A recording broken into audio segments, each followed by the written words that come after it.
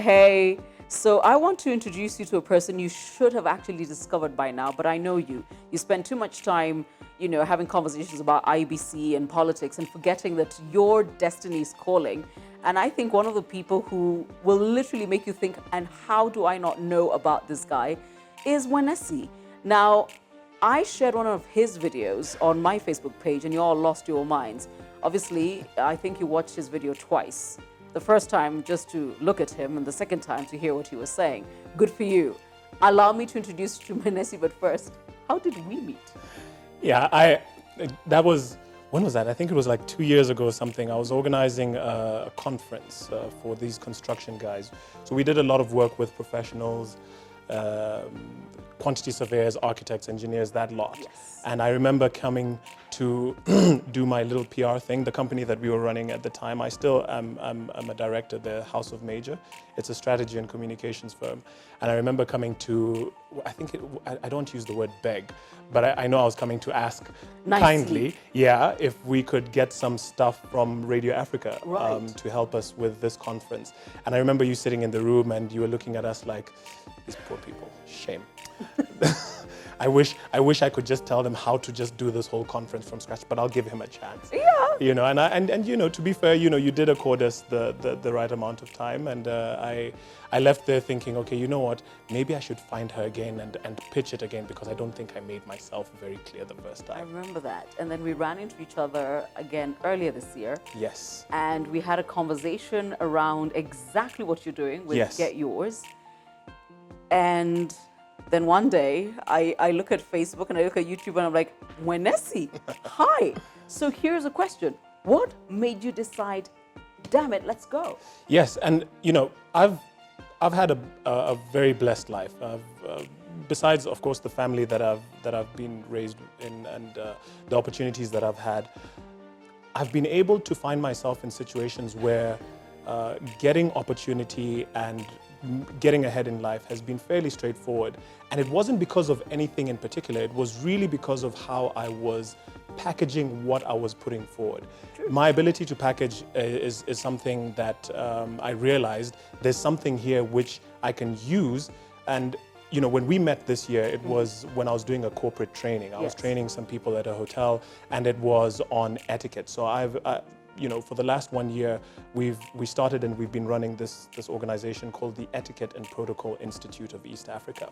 And what we do there is, as a spin-off from the work that I was doing at House of Major, is help people on the soft skills side. I don't like using that word, soft skills, but behavior refinement. How to be the best version of yourself possible, for whether it's a company objective, whether it is a public sector objective, whether it's an individual objective like executive coaching.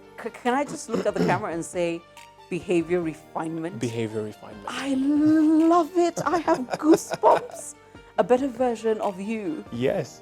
My yes, goodness. and it goes beyond, because everyone is doing sales training and customer service and all of those technical generic things. But is there anything that is out there that is useful for the individual that can then be translated to an organizational level? And when it hit home for me was last year when we were doing some work through House of Major. We were doing some work for one of the county governments here in Kenya, and one of the guys, we were actually sat in a hotel.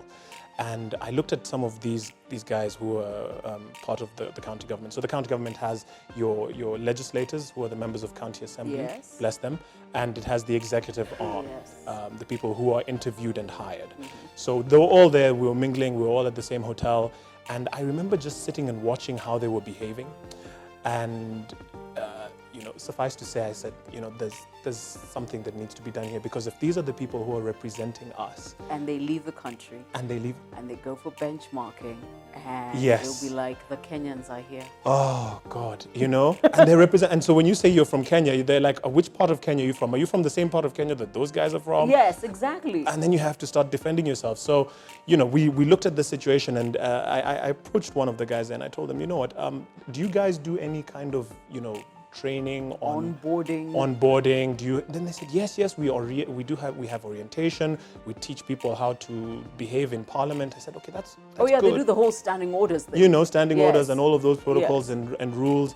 But What about when these people leave parliament? What happens when they have to interact with other members of society, Gaffer catches investors? them. You know, you're dealing with investors, you're dealing with stakeholders, people who can actually make a difference to the county. What Yes. happens then? Yeah. And then he said, well, I don't know. So we said, okay, well, there's an opportunity for us. And together with another gentleman who he has huge experience in this country. He's been a master of ceremony for the government, for the office of the president.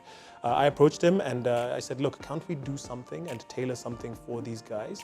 And we pitched it to the county government. We went, we spoke to them about it, and they said, yeah, we'll give you 5 days with our entire team, from the governor down, All the way down. all the way down. And that's when I realized, you know what, I actually love doing this. This is what I was born to do. Can I just take a moment there? Because as you were speaking, I thought of every newly elected person, newly elected, in a completely crazy space. It's not just what is expected of you and what your constituents want, and then what the world at large wants from you, but it's also, you're in a new space. You cannot Yes. be the random person you were before. Correct. Society now requires you to be something else. Yes. And you have to package yourself accordingly. And that packaging, because it's something that resonates with me, my packaging, as opposed to my ability to actually do things. So I'm not discounting the fact that you actually have to do the job that's given No, you've to you. got to. You have to do the job, and actually, if you can, blow them away. But there has to be a sense of comfort and